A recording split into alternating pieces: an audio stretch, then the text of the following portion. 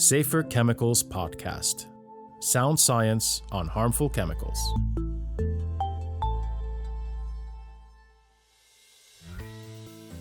Welcome to the Safer Chemicals Podcast. I'm your host, Adam Elwan. Our scientific committees have had their last meetings of the year, and in this episode, we cover the outcomes of the Risk Assessment and Socio-Economic Analysis Committees. Both prepare scientific opinions that are used by the European Commission and EU countries when they decide how harmful chemicals need to be controlled. Tim, the chair of the Risk Assessment Committee, and Maria, who chairs the Socio-Economic Analysis Committee, join me in our virtual studio. We'll start with the restriction proposed on the use of lead ammunition for hunting and outdoor sports shooting, as well as lead used in fishing tackle. Now here, the Socio-Economic Analysis Committee adopted its opinion on the costs and benefits, while the Risk Assessment Committee adopted its opinion on the risks in June. Now, the European Commission has asked the Risk Assessment Committee to reassess the health risks of lead based on data from the European Food Safety Authority EFSA. More specifically, they were asked to develop a supplementary opinion on the risks from ingesting lead through game meat. This supplementary opinion has now also been adopted. Let's start with you then, Tim. What was looked at and what was the outcome? The Commission asked us to look again at two data sets from EFSA. Now, the first one was on game meat intake or consumption, and the second one was on lead concentrations in that game meat. And this was after we had adopted our original opinion in June of this year.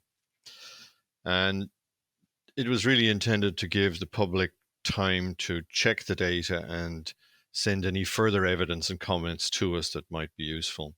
And it gave stakeholders a possibility of interacting with the process further. So a consultation ran from 6th of July to the 6th of October, so for 3 months, and we received 39 comments in total.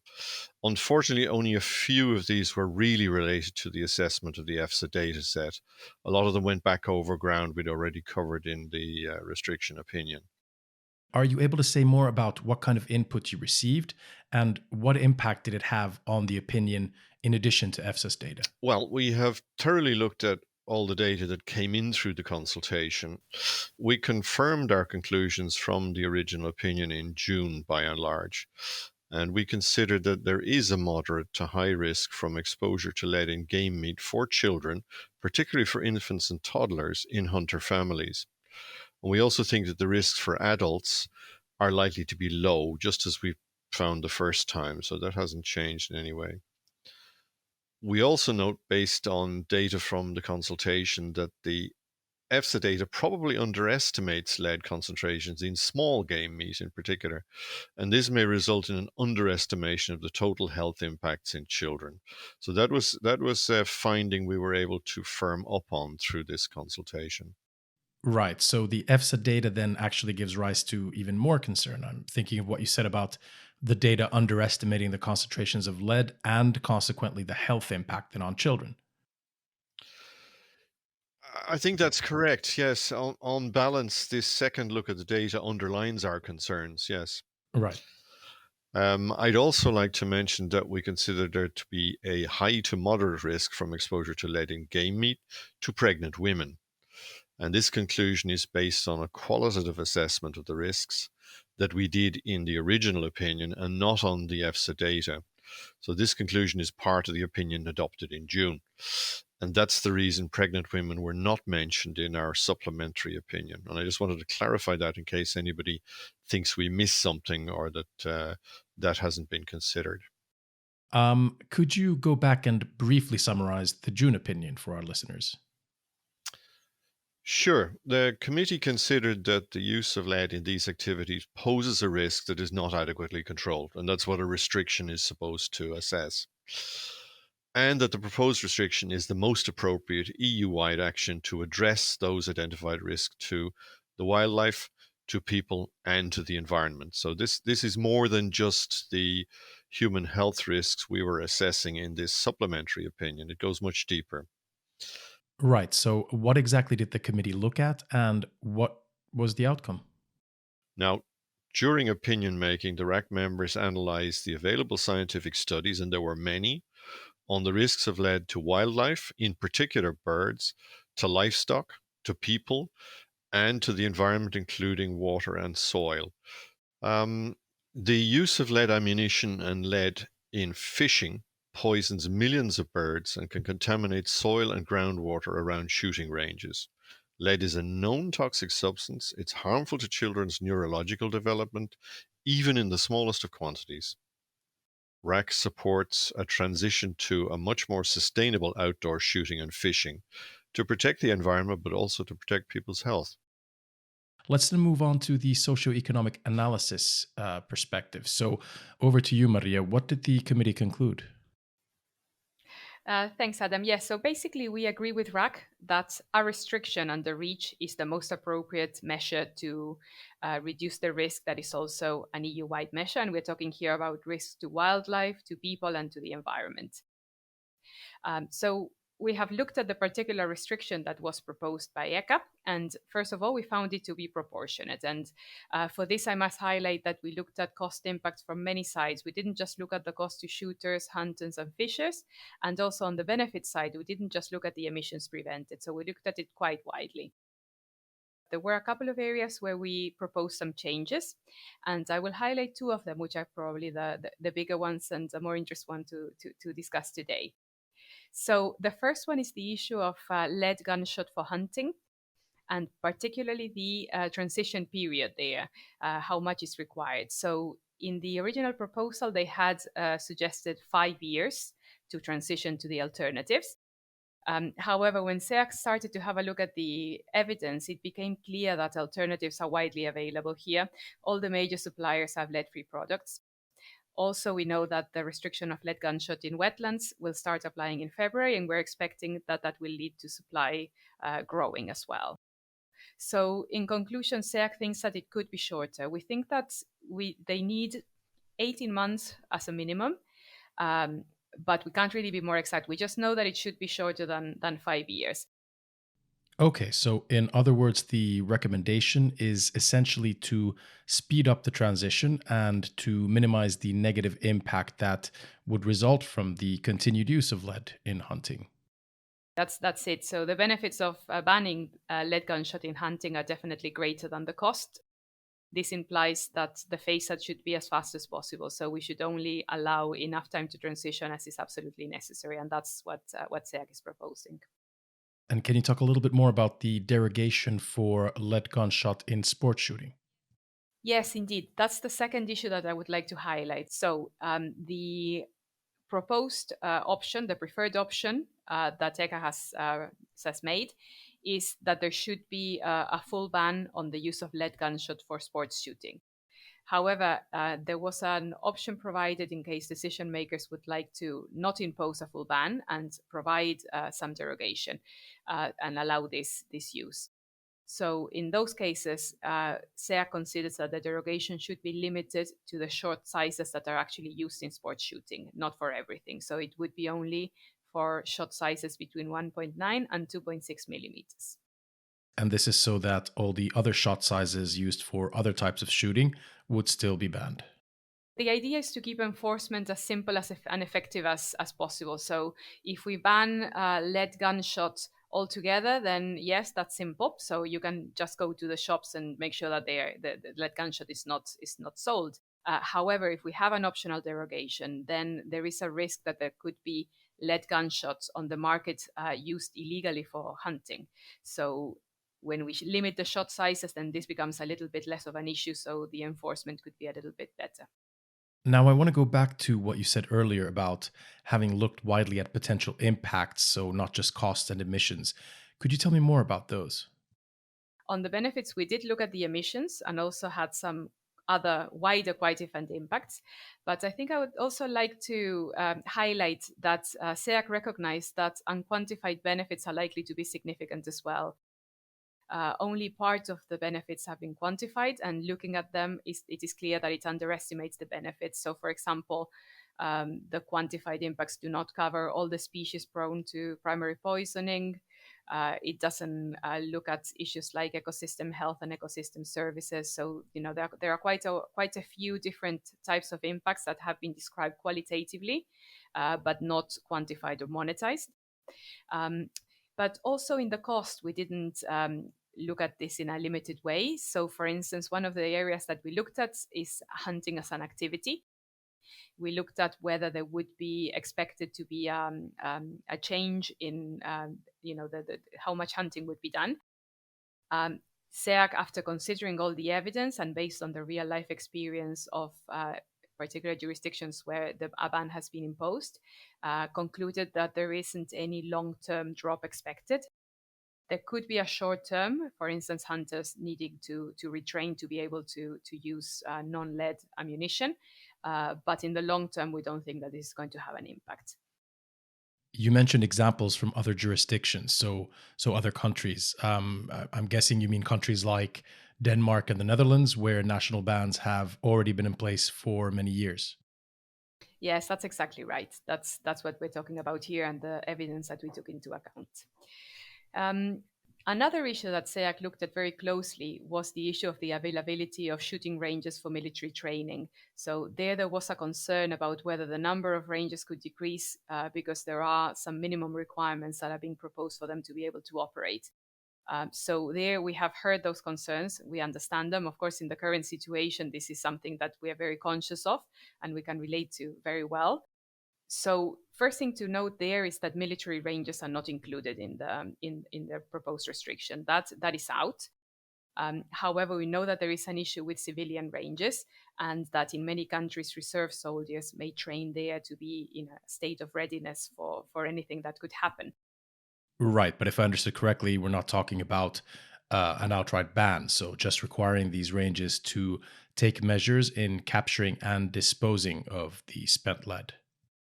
Yeah, that's exactly right. Now, we know that there are regional differences in how many ranges will need to upgrade or what proportion of ranges in a particular country would need to upgrade. We know, for instance, that in places like Germany, this should be fine because most of the ranges are already complying with the requirements. However, in other places, more of the shooting ranges existing today may actually need to act. We are proposing to have a 5-year transition period in order to actually install the required risk management measures. And SEAC has assessed the situation and considers that this is a reasonable time in which to upgrade the risk management measures. And also, we note that there is an exemption possible in the interest of defense, and that can be brought in by the different member states.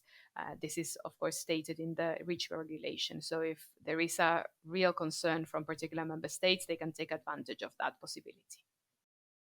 What about ensuring the supply of lead ammunition for military use? Well, first of all, also to highlight that military uses, including manufacture here, they are not covered in the proposal.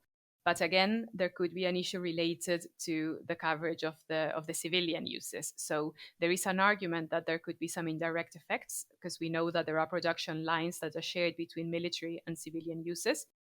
And the idea is that the civilian lines are then available to convert suddenly into military use if there is a sudden conflict that requires that. SEAC has considered that and does not expect this to have a major impact.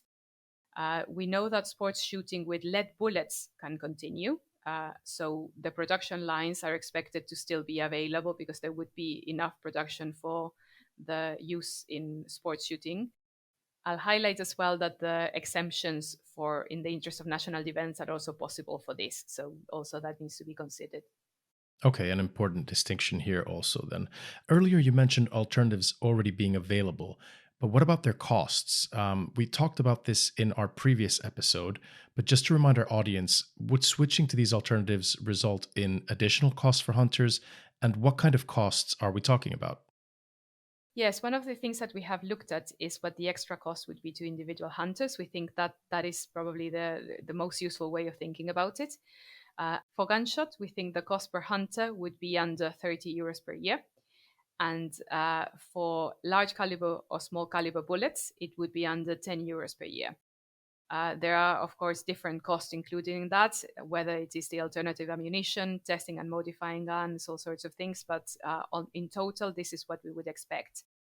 And in terms of the alternatives that we're talking about for gunshot, we are talking mainly about steel, bismuth, and tungsten. And for bullets, we're talking about copper. And of course, when comparing with the costs saved from the health and environmental benefits of the restriction, these are quite far apart. Yes, our conclusion after evaluating in a lot of detail the costs and benefits to society is that the proposed restriction is proportionate. Then let's talk about fishing. We haven't touched on that yet. In general, we support the conditions that have been proposed by ECA. We were looking at derogations for lead sinkers and lures of over 50 grams, and also for lead split shots. So we asked some specific questions when we had the third-party consultation on the opinion that we agreed 6 months ago. But unfortunately, we received no real information that we could use to conclude. So basically, we cannot conclude on those whether those derogations would be required on socioeconomic grounds. And can you just explain why over 50-gram sinkers and lures were considered for derogation? I mean, in my mind, heavier means more lead and so more negative impact. Yes, for those heavier sinkers, there is a bit of an issue with the alternatives where we are not very sure that there could be enough alternatives that would work for that size. In terms of the risk is not so much about birds eating them, but about a risk from home casting. So people melting lead at home and making their own sinker. So the rapporteurs were thinking about whether there could be a way where sinkers could be allowed if it was clear that they had been industrially manufactured. And for that, they were looking at the potential for labeling those sinkers.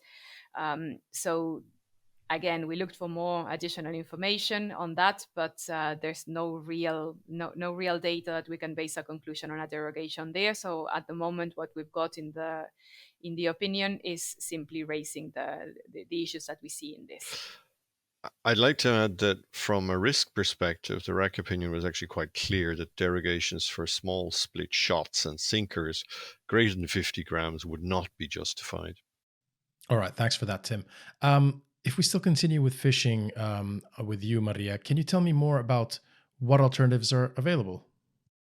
Well, there are multiple alternatives, actually. So we've got, for instance, those made with tin, tungsten, glass, and there are also various alloys. And as far as the prices go, they depend very much on what material is chosen, and they are all over the place. So some are comparable to lead, and an example of that would be stainless steel. We can have also some that are cheaper than lead. Bronze is one of them. And actually others then can be much more expensive. So if we go for tungsten, then that would be the case there.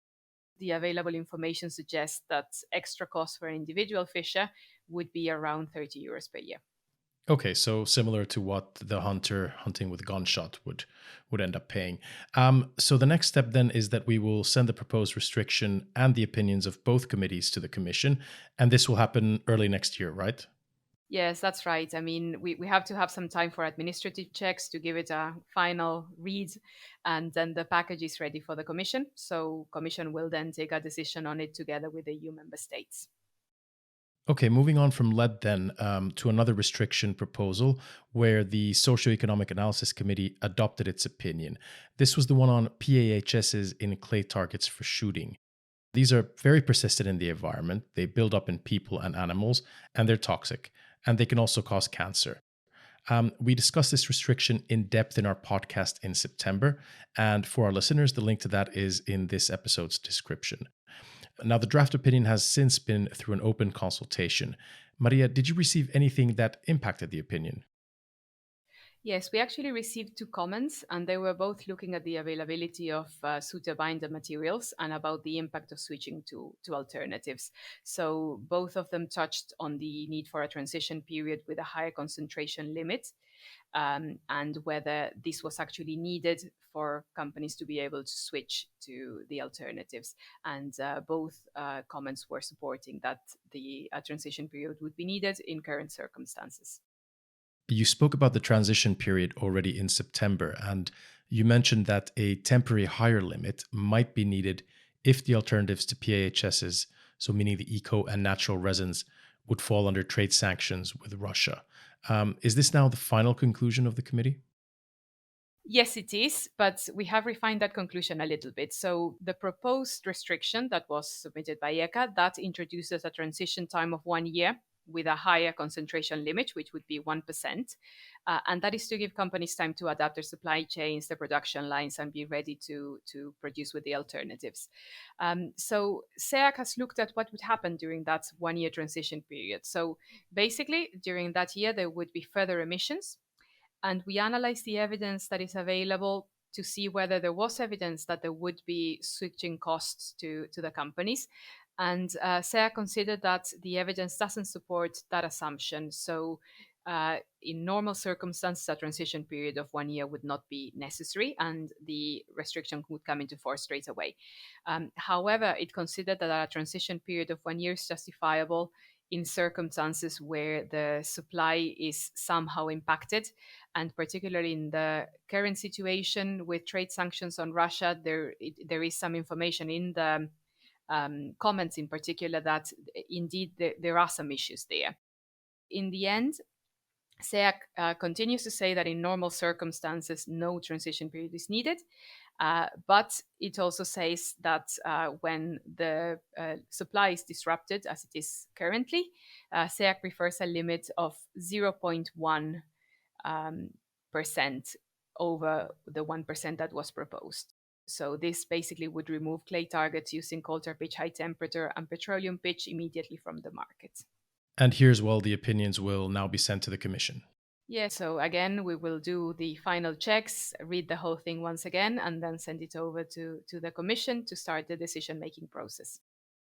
Let's move on to the Risk Assessment Committee and its opinion on the occupational exposure limits for cobalt and inorganic cobalt compounds. Cobalt occurs in nature, so in rocks, water, soil, and plants. And one cobalt compound is actually vitamin B12, so something that's essential for our health. However, they're also known to be hazardous. Tim, could you tell us a bit more about cobalt? What are the concerns and where is it used? Cobalt is mainly mined as a byproduct from copper and nickel mines. So it's unearthed in the same place as copper comes from.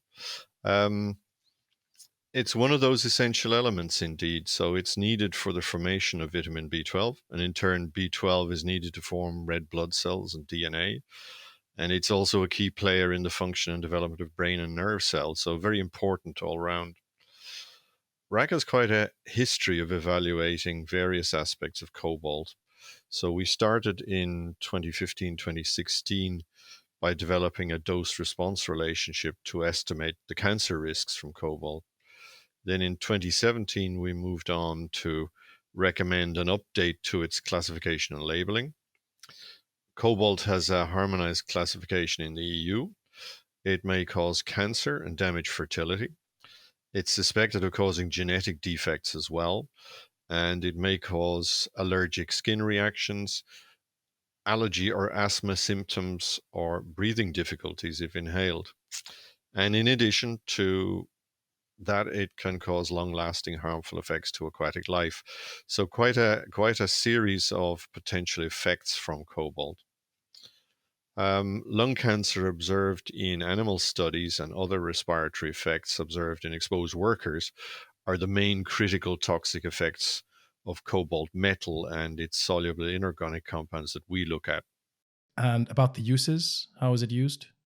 The three main uses of cobalt and its inorganic compounds are in battery production for electric vehicles, for things like tablets and smartphones, nickel-based alloy production, and in the manufacturing of tools. It provides very high energy density, which boosts battery life. So it seems to be very important industrially as well. Okay, so indeed used by many important industry sectors. I understand that the committee has also given its recommendation for limit values concerning worker exposure as air limit values. Now, a few years back, there was also restriction proposed for cobalt salts. Was that restriction used also for the OEL, so the occupational exposure limit opinion? This work on OELs, in fact, stems from that restriction work. That was the first pass we gave at it. And when RAC gave its opinion on the proposed restriction, it was on 5 soluble cobalt salts, so a limited view of cobalt. And we recommended that a binding OEL was needed and that should be developed for cobalt compounds in general to protect all workers. So yes, in the end, the restriction process was terminated by the European Commission and a new request for an OEL came to ECHA in July 2021.